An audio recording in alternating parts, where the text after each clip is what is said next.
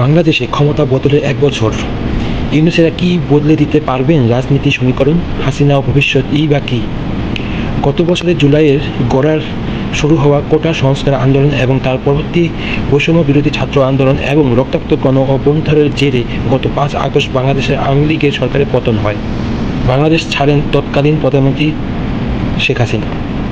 বাংলাদেশের অনেকেই ২০২৪ সালের ৫ই আগস্ট তুলনা টেনেছেন ১৯৭১ এর ১৬ই ডিসেম্বর আর ১৯৭৫ সালের ১৫ই আগস্টের সঙ্গে। তাদের মতে ঢাকায় ক্ষমতা পালাবদলের গুরুত্বের নিরিখে মুক্তিযুদ্ধের জয় এবং সেনা বিদ্রোহের শেখ মুজিবুর রহমানের পতনের সঙ্গে একসাথে চলে আসবে গণবিক্ষোভের জেরে শেখ হাসিনা ১৬ বছরের প্রধানমন্ত্রীর ইতি ঘটনা। গত বছরের জুলাইয়ের গোড়া শুরু হওয়া কোটা সংস্কার আন্দোলন এবং তার পরবর্তী বৈষম্য বিরোধী ছাত্র আন্দোলনের এবং রক্তাক্ত গণ অভ্যুত্থানের জেরে গত ৫ই আগস্ট বাংলাদেশে আওয়ামী লীগের সরকারের পতন হয়। বাংলাদেশের ছাড়েন তৎকালীন প্রধানমন্ত্রী হাসিনা। তারপর থেকেই তিনি ভারতেই রয়েছেন। হাসিনার অনুপস্থিতিতেই তার বিরুদ্ধে একাধিক মামলা রুজু হয়েছে। বৈষম্য বিরোধী ছাত্র আন্দোলনের নেতা সাইদুর রহমান খুনের ঘটনা বাংলাদেশের প্রাক্তন প্রধানমন্ত্রী হাসিনা সহ ১৪৩ জনের বিরুদ্ধে অভিযোগ দায়ের হয়েছে। হাসিনা বাংলাদেশ ছাড়ার পর থেকে সে দেশে বিভিন্ন থানায় প্রায় ২৫০টি ফৌজদারি মামলা দায়ের হয়েছে তার বিরুদ্ধে। এর মধ্যে ১৯৮টি ক্ষেত্রে খুনের অভিযোগ আনা হয়েছে। হাসিনা সহ ১৪৩ জনের বিরুদ্ধে গ্রেপ্তারি পরোয়ানা জারি করেছে অন্তর্বর্তী সরকার আন্তর্জাতিক অপরাধ ট্রাইব্যুনাল। অন্যদিকে যদি আমরা দেখি -2 এর সমীকরণ, শুধু নিষিদ্ধ ঘোষিত আওয়ামী লীগ নয়, অন্তর্বর্তী সরকারের জামানায় বাংলাদেশের আরেক প্রাক্তন শাসক দলের বিএনপি কর্মী সমর্থকদের রোষের আঁচড়ও মিলছে ইতিমধ্যে। প্রাক্তন প্রধানমন্ত্রী খালেদা জিয়ার দল অভিযোগ তুলেছে যে নির্বাচন সংস্কার সহ নানা অজুহাত দিয়ে জাতীয় সংসদের নির্বাচন পিছিয়ে দেওয়ার চেষ্টা চালাচ্ছে ইউনূসের সরকার এবং তাদের ঘনিষ্ঠ জামায়াত আর এনসিপি। ঘটনাচক্রে এনসিপির নেতৃত্বে একাংশ ইতিমধ্যেই -2 এর আওয়ামী লীগ এবং বিএনপি দুই দলকে ক্ষমতা থেকে দূরে রাখার রাজনৈতিক তত্ত্ব এর কথা বলে বিতর্ক করেছে। হাসিনা সরকারের ক্ষমতাচ্যুত করার ডাক দিয়ে গত বছর ৩ আগস্ট শহীদ মিনারে সমাবেশ করেছিল বৈষম্য বিরোধী ছাত্র জনতা নেতৃত্ব।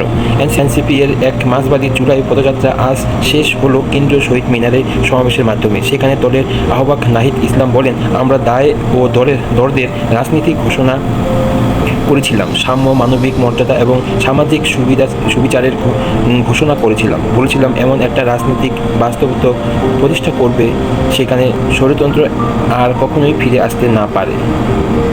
আর সংযোগ জুলাই পদযাত্রার শেষ বিভিন্ন জায়গায় বলছিলাম যে ফ্যাসিবাদী সরকারের পতন হয়েছে, কিন্তু ফ্যাসিবাদ বন্দোবস্তের বিলোপ ঘটাতে পারেনি।